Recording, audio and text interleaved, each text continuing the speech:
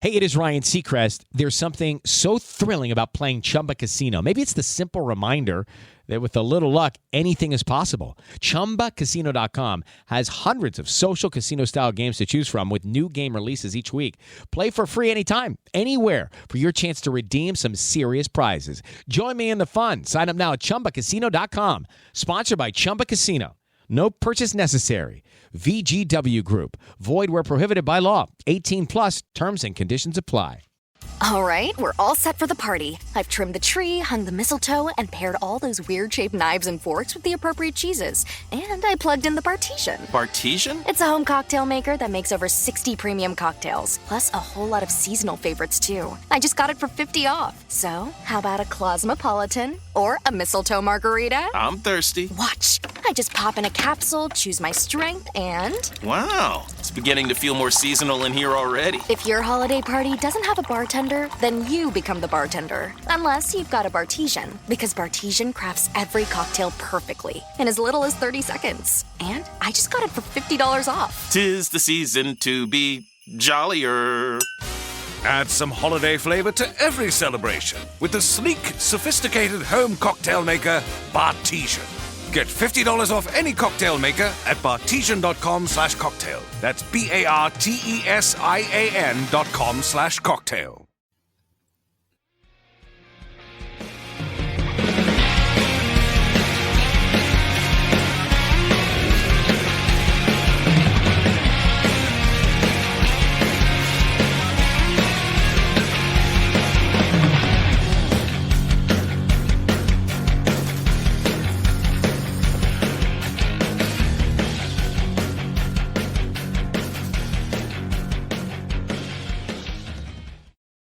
What's up, everybody? Welcome back to another episode of Hops Geek News Creator Interview Edition. This is a good one today. But first things first, though, housekeeping items. Go ahead, subscribe, like, share, all of that good stuff. Please help the podcast grow. Help our creators who come on here and get to share their amazing works. Check their things out first and foremost. And you know where to find us. Hops Geek News, podcasting, social media hasn't changed. Hit that link tree up. And if you can't find us in there, man, just drop us a DM. We got you somehow. Today's episode, like I said, really great creator issue. Lauren and I are here. We are with Alex Osborne, who you might also know from What's Your Spaghetti Policy podcast. And he is here discussing his comic book, The Polar Destroyer, which is out on Fund My Comic now. Let's get started. Alex, welcome to the show, man. How's it going? It's going great. Thank you for having me. Of course, man. So why don't you go ahead and introduce yourself and then drop your geek origin. Let us know how you kind of got into the comic space and nerd space, dude. Oh, that is, isn't it like the weirdest thing ever when someone asks you that question? Because like you're prepared, and then like when they ask you, you're just like, I don't know. Like I just was. I came out the womb. I don't know. Deep question. Yeah, there's so much involved. The short version is, I mean, I've been reading comics pretty much my entire life. I'm 35, so probably since I was 4. Maybe somewhere in there. My introduction to comics in general was Batman the Animated Series before anything else, and so that sort of has carried it, you know. And then my introduction to Teenage Mutant Ninja Turtles, X-Men, animated series, all those sort of things. So like I'm a '90s kid for sure. Same. And then it's funny because I never really had any aspirations to write a comic book. But about 12 years ago, I was working at a retail place, and it was truck day, and I just had this idea of this cyborg polar bear in the North Pole. This was like Game of Thrones was like really hot, so I'm like, you're in the mood, you know. It's like everything's like snowy and cold, and I was like, what if like, you know, these penguins, they're all anthropomorphic, and like you had these penguins that were, like had all these like robot suits or whatever. So it was like a very primitive idea, and then like you're just trying to pass time, you know, unloading freight and stuff, and then it was just one of the, like, you know, you're just shooting the shit with your friends. Oh yeah, absolutely. It just never left. Like it was just one of those things. Like I went home and I was like, oh my gosh, I've always thought of myself as like a creative person. I've just never, I'm a big picture person. So like getting like from point A to point C I can do, but it's that B part that's always been really hard. Dude, we're the same in that regard. Yeah. Yeah. And so I'm an only child too. So I have spent a lot of time in my head and like doing things and like writing things and like creating scenarios and all these sort of things. And as I got older, like I would always be able to like articulate things for people, like, you know, especially like the early Facebook days, like you'd write these nice like posts about, you know, your friends or whatever. So and now it's like happy birthday, like you don't do anything else, but it's like happy birthday. Maybe And the eggs are expensive. I don't know. Yeah, just crazy conspiracy theories. But it was like in school, like English and writing and those things, I sort of gravitated towards those. And like I hated math. I hated like all the things that like required work. And so fast forward, and it was probably around 2014, and I just like found this person. I was like, you know what? Like I've got a little bit of like money. I'm gonna like try to see what I can do. And so I got a piece commissioned. And if you see it, that issue 1, there's I have a big like testimonial thing in the front. And you can see the very first like art piece that was ever done. Rick Sealis, I believe is his name. And it was in the same art style as Batman in the animated series. So that was just like a reference point. Like I gave him all these details of like what I was thinking. And then he did such a great job. I was like, well, like I gotta do the bad guy. So like, you know, obviously 001 is very, very influenced by Bane, if Bane was a penguin essentially. And then you've got your big bad, which is Oswalt. Name also very close to that of Batman. So like there's a lot of just watched Penguin and I didn't even put that together. There's a lot of homage and references in Polar Destroyer in general, but and so like I got those 3 pieces done, and then like I just sat on them for a while, and you know, fast forward a little bit, I had I had a kid, and then like life gets in the way, and then it wasn't until COVID that I got serious about it. You know, we're just like, it's like, let's do something. What are you doing with yourself, right? What are we doing? You know, I'm at home all the time. And about the time that like, I don't know how it was where you all were, but like about the time that like places started opening back up, you had to wear a mask. So I went to this I went to this local convention that was old school. It's like in a banquet hall. So like really old school, like all about comics, you know. Nice. And it used to be. Yeah, and so there was a local creator or somebody there who had a table, and like I was like, you know, like it's like I could do this, like I know I could do this, and so like I finally found somebody on Reddit, which is my artist Hugo, and I was like, okay, like let's get serious about it. And so the cover for issue 1, the primary cover was the first piece he did for me. And so he was like, and then we started talking business about like, okay, what do you charge? What's your page rate? All these things. And like, I had never written a comic book before. I'm very unconventional. I've learned I do a lot of things that like are not the way they're supposed to be done. Story of my life. Yeah. I kind of just like forge my own path or go to the beat of my own drum. Like, I don't really like doing things because like, oh, it's like everybody does it this way. It's like, okay, well, I'm gonna go do it this way just because like this fits me better. And so we did a paid, like we talked business back and forth, and we both got like probably a little ahead of ourselves as far as like the time frame it would take and the work it would take and all these things. He's like, finish up the script for me. And I had like doodled down like had a basic outline of like what 28 pages would look like. So I like sat down and I was like, okay, I'm good. And like, I've got it, you know, panel 1, panel 2, whatever, yada, yada. And I handed it to him. And then like, I was like, in my head, I was like, well, what I want to do for the Kickstarter is like, I want to have 4 pages done and so like I have something to show. But basically the way I operated the first Kickstarter was if it funded, it gets made. If it didn't get funded, it didn't get made. I took all the money because like mine was to ease the burden of creation. I know there's no like, you know, grant like, oh man, I'm going to be the next Scott Snyder or anything like that. Like I'm literally just doing this because I wanted to. And it was fun, just like, it's like a release. Yeah. And it's because I'm not I'm not artistic in any way. So like my imagination and like my ability to write and those sort of things sort of carried me forward on that. And then it's like, well, I'm a very determined person.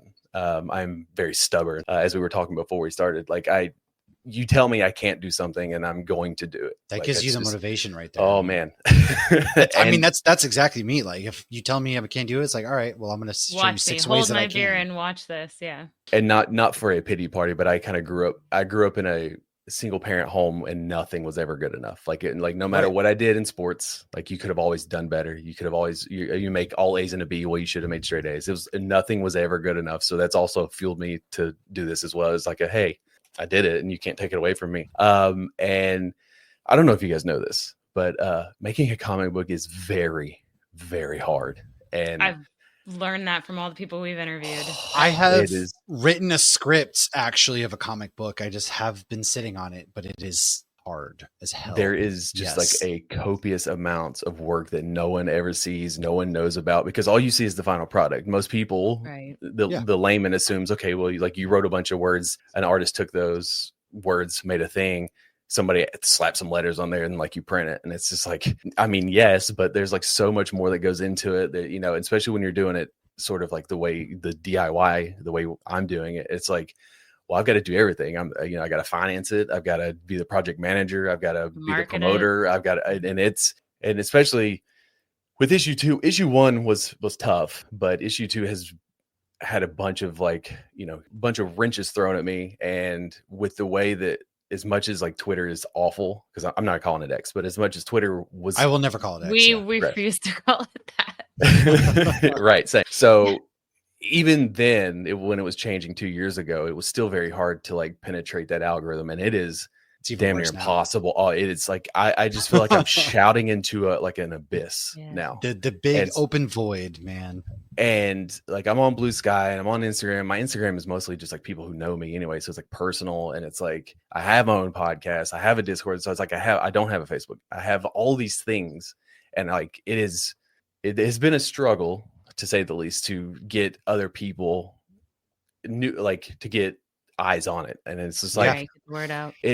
I've always been a proponent of like, you know, hard work is very important, but luck plays a lot in everything. I don't know if you know who Cliff UB is, No. the creator of Gears of War. Oh, okay. I'm very familiar with that game. So yeah. So Hmm. Cliff Wazinski, a buddy of mine, had tweeted at him like on a Sunday afternoon. I think I had like 7 or 8 days left on the campaign. Tweeted him. He saw it, retweeted it, pledged to my issue 1. Oh, wow. And that got it funded. That's Oh, essentially that's like the last thing I awesome. needed Wow. to like put it over the line. So like, again, without that, who knows? I mean, maybe it would have anyways, but which then led to another thing. I had him on my podcast, and it was just like, That's a all cool these- story. What's really funny is like he had no idea who I was. When I got him on the podcast, I was like, thanks for backing my book. And he's like, I have no recollection of that. And I'm just like, hey, it's fine. It doesn't matter. I got your money It's okay anyways. because it means something to me. That's okay. Yeah, Because you got my book. Yeah, he gave me a pull quote for issue 2. So like it's Hell it's yeah, all dude. worked out, but like it's so hard. But I was talking to Jeremiah Sheik, who is the primary artist on cover 1, and we were talking, and I was like, the thing that I've learned very quickly is that you have to love comics, because the industry yeah. will not love you back. No. And like all of the things, the tumultuous stuff that I've had to deal with, like I have felt like issue 2 is like climbing a mountain with like cement blocks behind me. Like every time I do something that's a positive, there's like 2 things that come around the corner and like are starting to pull me back down. So it's just like you keep going, and like he's like, that's the perfect way to describe it. But like there's nothing like it. Like the first time I held issue 1, like I like blacked out. Like I had it in my hands because I had to like approve the proof of it, and like I don't remember it. Like I remember holding it, but like I don't remember looking through it, because it's just like, there's a lot of moments in life that you remember, like obviously getting married, my daughter being born, but like that's like the one thing that It's like is you black out for a second.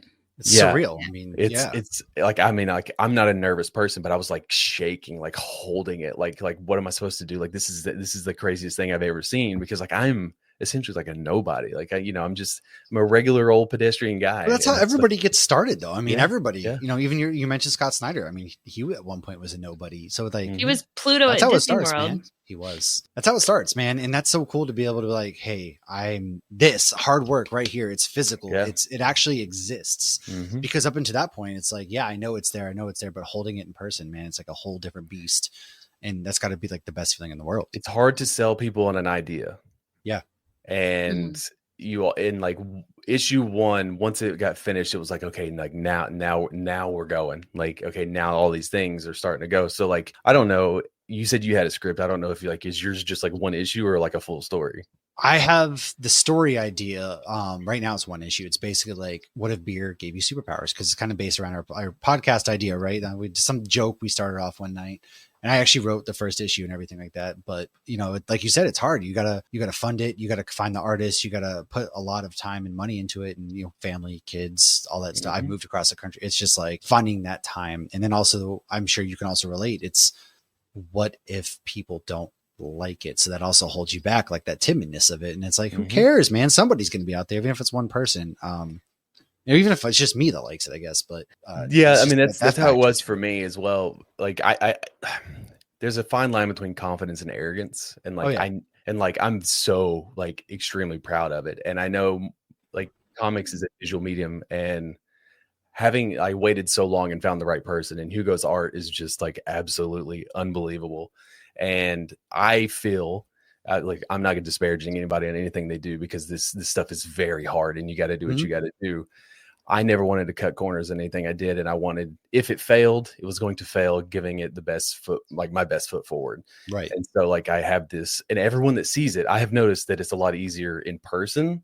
People are more willing to buy stuff in person than they are, of course, because like Twitter's not real life. No. But you're dependent on those people that aren't real to get that real, to get to cast the net. Yeah, like, you have to have issue 1. So now that I have issue 1, I can go to a local con, and I can now like start to build it up a little bit more. Switching platforms for issue 2 has been another hurdle. There was also an election, so it's just like I was not supposed to be running it now. So like it's just, you just got to go with the punches, man. And you can't let it get you down, because there are times where you're just like I went like 7 days without anything, and I'm like, you're looking at you, somebody please. So but let's get into the issue, or what did you have, Lauren? It looked like you. No, that's what I was going to say. Let's talk a little bit about issue 1, because I have to say, seeing this very built penguin with a bow tie and suspenders, I was shocked how dark it got and how people quick think penguins are cute. This guy's an a-hole. Like, this guy made Oswald Cobblepot look like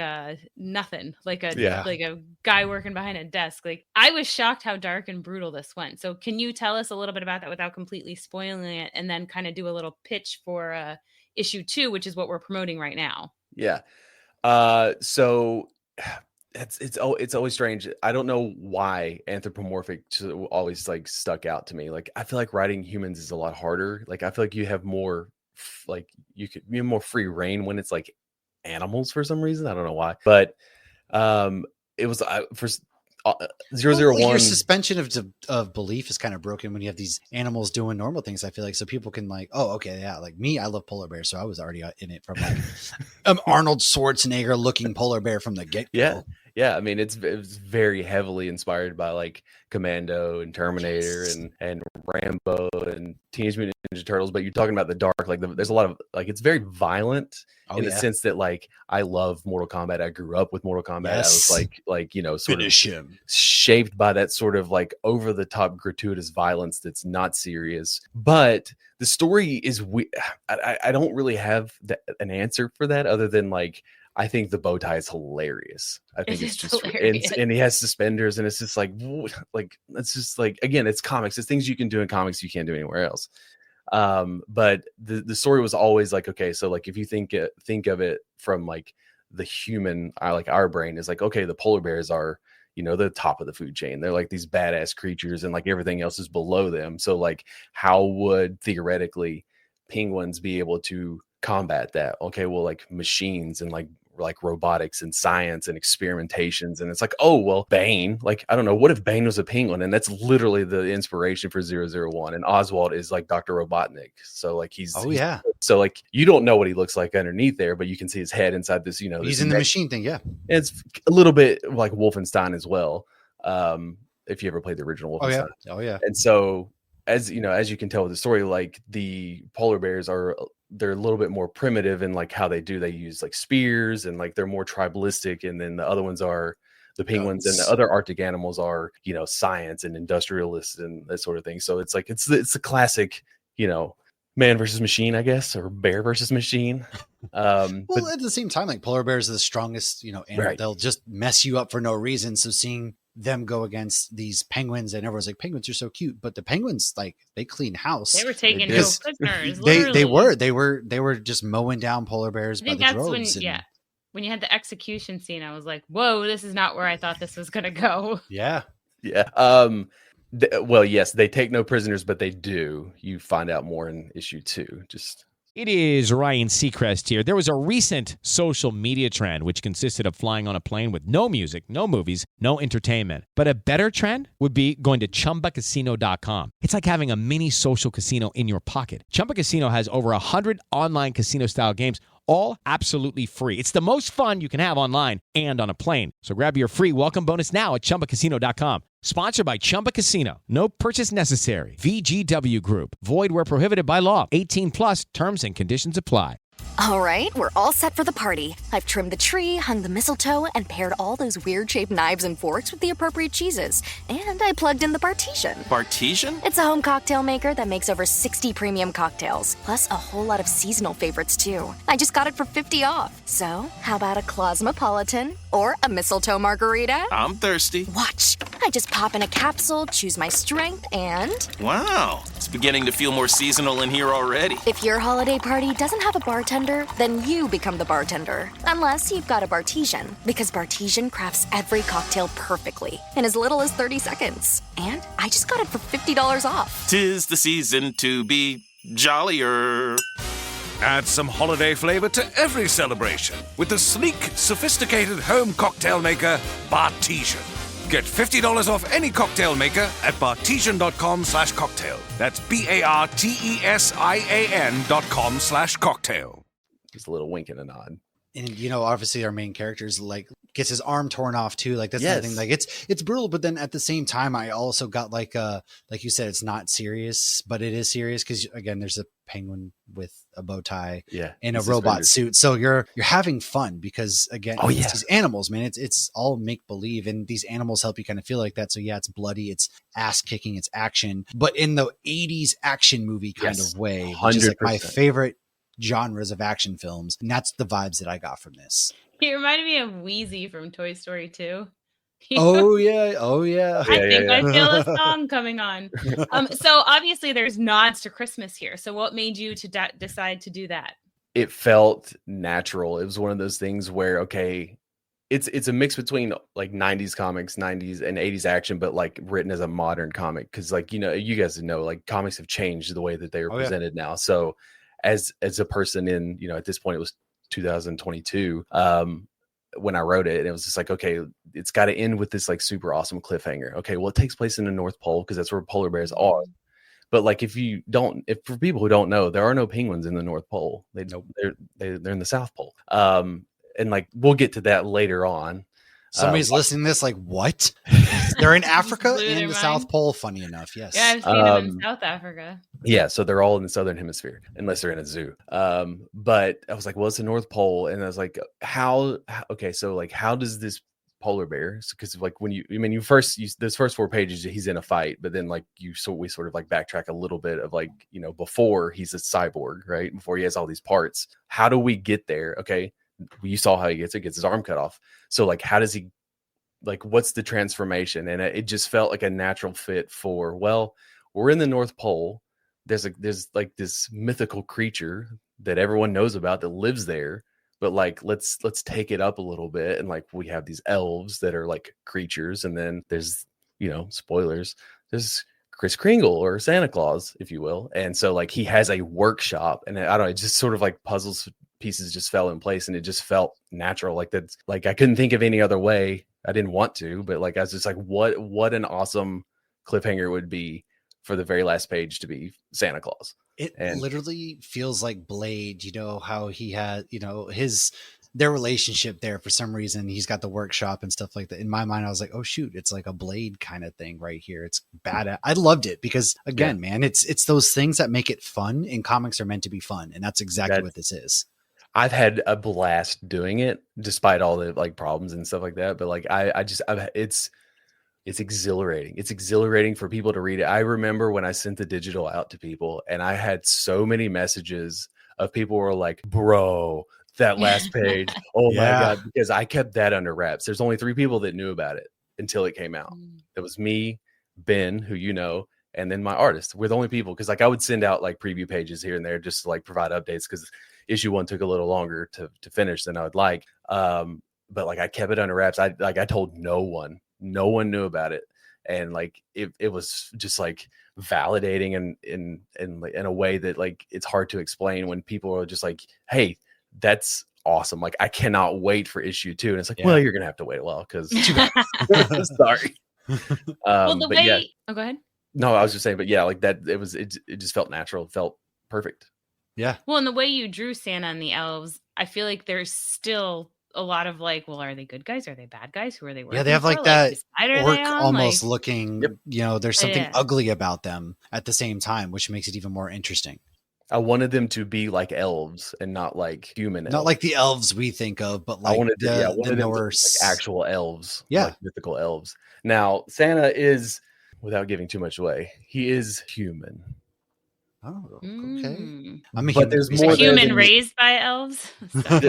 There's more there than you know, which is like we really like go into the relationship building of like, so like why would Jack trust this person, like even though he just like brought him back to life and rebuilt him right into this like super killing machine? Why would he trust him? It's like, what are you getting out of it? Like the first couple of pages is like he's just like why did you save me? Like why did you bring me back? Like what's in it for you other than like, you know? So like he obviously doesn't trust him, but you know, Right, but what does he have to lose at this point? yeah, what does he have to gain? Right. Okay. Yeah. I was thinking of one scene and then I thought of the other scene. I'm like, oh wait, yeah.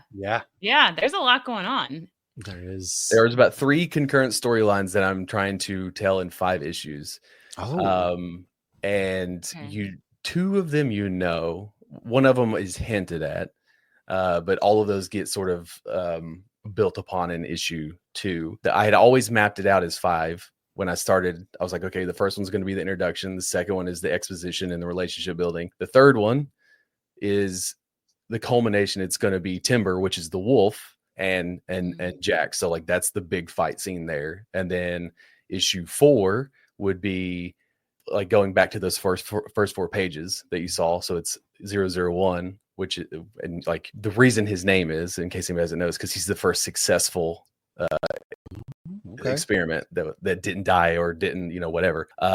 And then obviously the 5th one is the finale. So that's always been the plan, is 5. I have fallen in love when writing Timber though. And I have a story idea that I would like to do as like a one shot, as like to have that'd be fun. To have it go concurrently with 3, because 3 is built around that fight between Jack and Timber. But I want to explore. I am a big fan of winning and losing, which is why, by the way, you were talking about Penguin. I love the end of Penguin.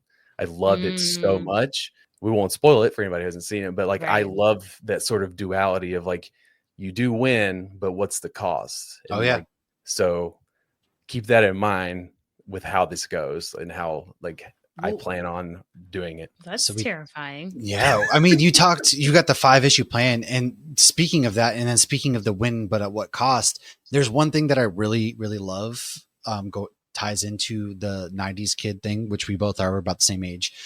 It's the whole fact that you have in your rewards, I choose a fatality vote. Tell us about that. That's unique. I've never, ever have seen something like that before, but I love it so much. Ben said the same thing when I told him my plans of what I was going to do. And he's like, because most people have a tier where you can, if you pledge 200, we'll draw you in the book. Well, I can't do that.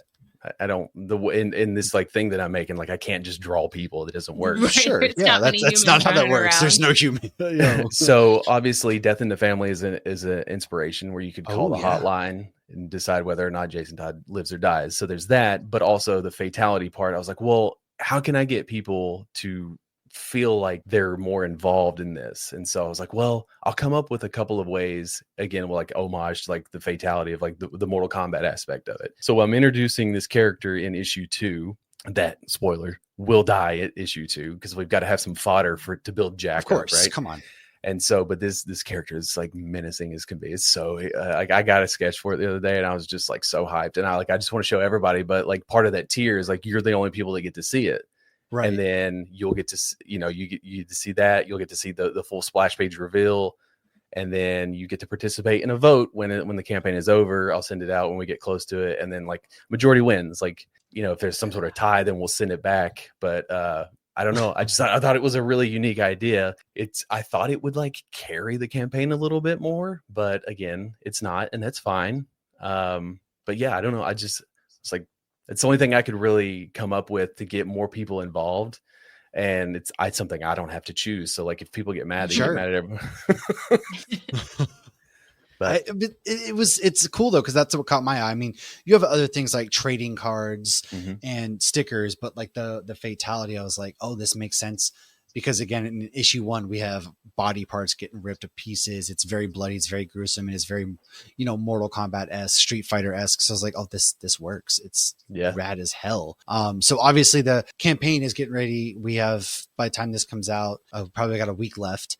And final week right now, you're 70% there. You're over that. The initial 50% is down.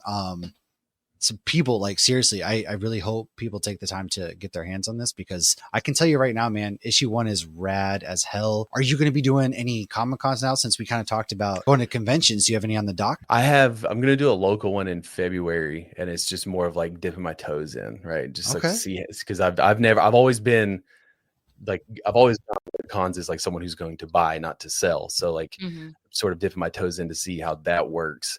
There's a lot of local cons because I'm in Knoxville. So like there's, Charlotte, there's Atlanta, there's tons of places I can go. Nashville if I wanted to. But I want to hit the big cons when I have both issues out.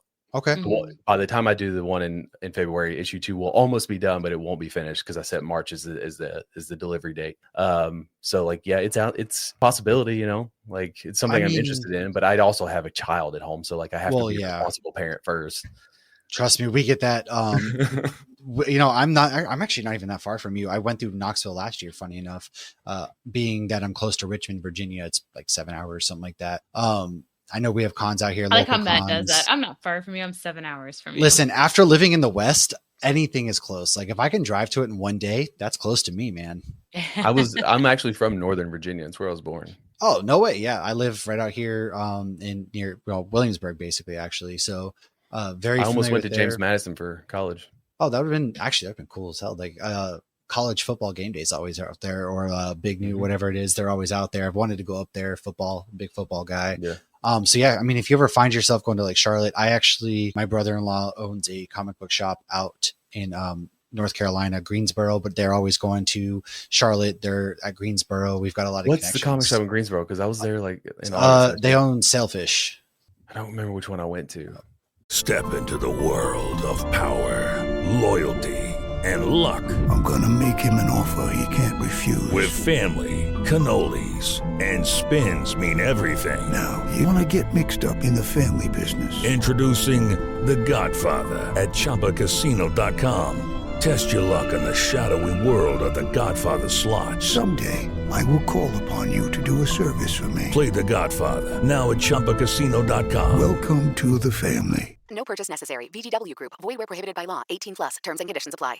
All right, we're all set for the party. I've trimmed the tree, hung the mistletoe, and paired all those weird-shaped knives and forks with the appropriate cheeses. And I plugged in the Bartesian. Bartesian? It's a home cocktail maker that makes over 60 premium cocktails, plus a whole lot of seasonal favorites, too. I just got it for 50 off. So, how about a Cosmopolitan or a mistletoe margarita? I'm thirsty. Watch. I just pop in a capsule, choose my strength, and... Wow. It's beginning to feel more seasonal in here already. If your holiday party doesn't have a bartender, then you become the bartender. Unless you've got a Bartesian, because Bartesian crafts every cocktail perfectly in as little as 30 seconds. And I just got it for $50 off. 'Tis the season to be jollier. Add some holiday flavor to every celebration with the sleek, sophisticated home cocktail maker, Bartesian. Get $50 off any cocktail maker at bartesian.com/cocktail. That's BARTESIAN.com/cocktail. Yeah, so they're out there. If you ever go out there for some reason again, we go there often. It was the comic shop that was close to like the big arena that was out there. I gotta remember exactly where it is. I know which arena you're talking about because I went there for Bill Burr this year, actually. So, I'll have to figure out exactly where it is. But yeah, they own a shop out there. So if there's anything you need, like this comic is dope. So always happy to help you out. And I will say, I've never done this with any delusions of grandeur. Like I use my crowdfunding. Everything that I make goes right back into the next issue and all. It's like this podcast. I mean, we get it. Yeah. So I have my prices are so cheap on this campaign. You can get issues 1 and 2, both like physicals for like 20, like I think it's like $18 plus tax, whatever it is. You can get both issues digitally for $10. You can back issue 1 or issue 2 digitally for $6. I mulled over the prices for a long time, but I was like, I've got to get this out. Now I have a big tier, which is I think $280. The guy who did the homage cover, which is Frederick Hornan, is graciously offered his services, if you will, to do portraits. There's like very specific, I don't know what they are. I don't know art terms, right? But like he's any character that you want, and you obviously get to participate in the vote. You get all the stuff, and Sure. But like any character you want, and he's going to do that. It's called the Santa's Workshop. Oh, that's awesome. And then I have a tier. I think I forget what the price is exactly, but I think it's like 32, and you get like the regular cover with the trading card, the homage or the variant cover. Then Jason Flowers, who did my homage cover of Nom 67. If you know anything about Jason, he's done a ton of like Teenage Mutant Ninja Turtles, Biker Mice from Mars. He's done all sorts of like IDW stuff. He's out of Atlanta. Oh, yeah. So yeah, man. And the best part about doing this is just working with like a bunch of artists, and I'm very easy to work with, probably too easy if you want to be honest. It's caused a couple of issues when I was like, yeah, just whatever. But I don't believe in handcuffing artists, so like I give a general idea, and there's a couple of things that are a stickler, like with Jack. Like if you're gonna do Jack, like the right eye has to be the laser eye, the left arm has to be but the ears on a polar bear are rounded, and there are people that like to not put rounded ears on there. So that's become something like, dude, what are we doing? So it's fine. But yeah, like just working, and like the algorithm on Twitter, the one good thing is like I've found a ton of people that like I've talked to about stuff, and like, oh man, like let's work together on this next issue. So theoretically, with 5 issues, I want to at least have 2 covers for every issue. That variant cover is one of my like most favorite things, because I gave him zero directions. He read the first issue and then it was like gave me 5 options, and we went with that, and like I could not be happier with how it turned out. Jeremiah's was the same way. He helped me in a pinch, and he was just like, oh, we're doing all this, and like there's a bunch of details in that first one. Like if you look in the background, you can see Santa's sleigh and then the reindeer, and then it's like, because the question always comes up, okay, like Santa's real, Santa has reindeer. Are reindeer anthropomorphic in this universe? Oh, that's a good. I didn't even think about that. The answer is no. That'd be not. creepy. Oh, dang okay. it. Let's say we did see a silhouette, and it looked like a classic silhouette of Santa flying. But yeah, that would be creepy if you have a bunch of. There was some movie that did that. It was probably that really raunchy cartoon with Seth Rogen on HBO.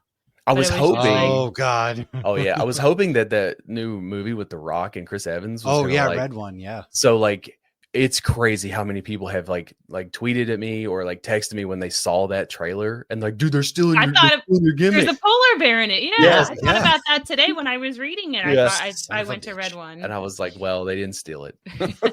Well, that's awesome.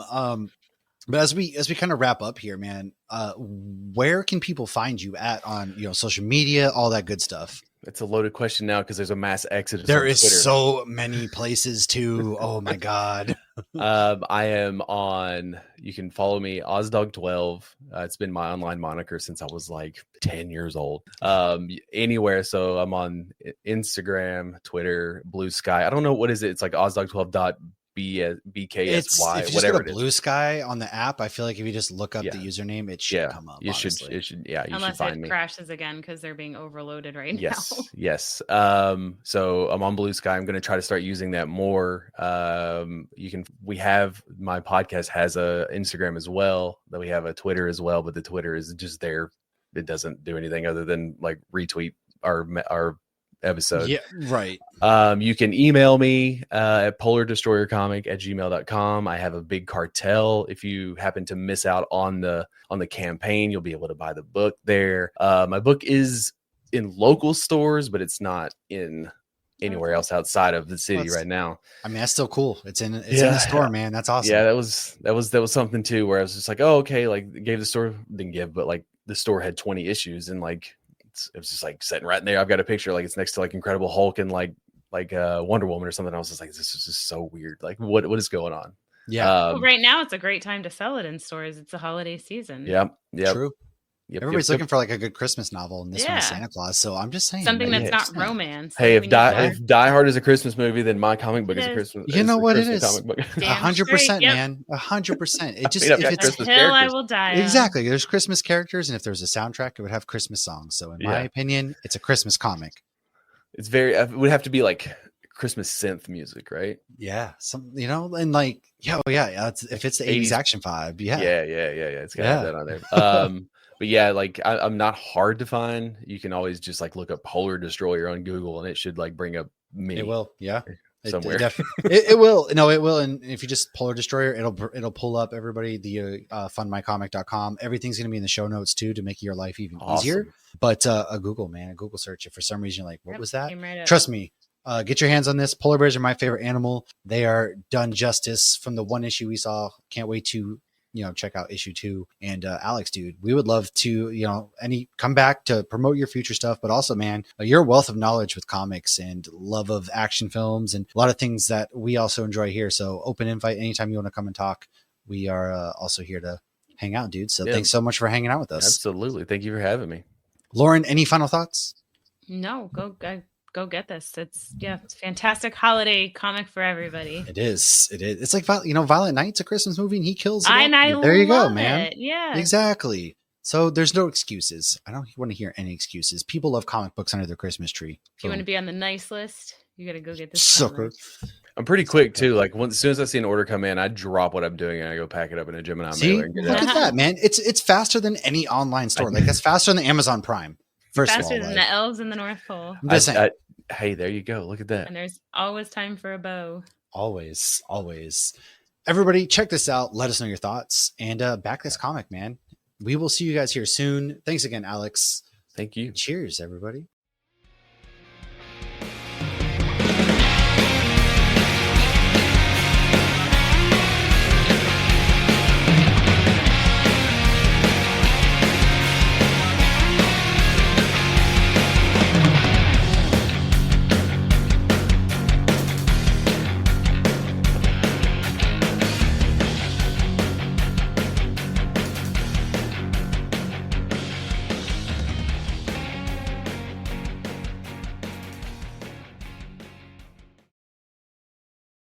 It is Ryan Seacrest here.